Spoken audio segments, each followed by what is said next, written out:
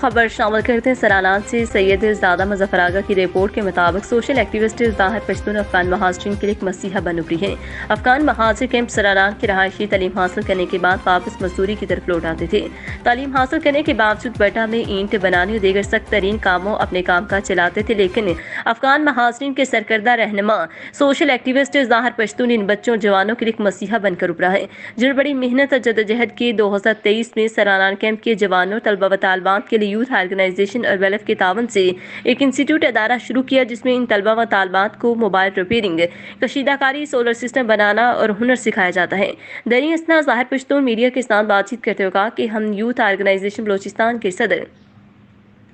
حمید اللہ Khan Kakar wealth ادارے کے بے حد مشکور ہیں، جس نے ہمارے بچوں کو ہنرمند بنانے میں ہمارے ساتھ تعاون کیا۔ ہنر سیکھنے سے نوجوان کو مستقبل میں سخت ترین کاموں سے نجات کے ساتھ ساتھ اپنا گھر بسر چلانے میں آسانی ہوگی۔ ہم یوتھ آرگنائزیشن ویلف کے ادارے سے اپیل کرتے ہیں کہ 6 مہینے انسٹیٹیوٹ کے لیے کم ہیں، اگر یہ عرصہ بڑھایا جائے تو بہت اچھی ہوگا۔ ظاہر پشتون نے یوتھ آرگنائزیشن کے صدر حمید اللہ خان کاکڑ ویلف کے ادارے کا شکریہ ادا کیا۔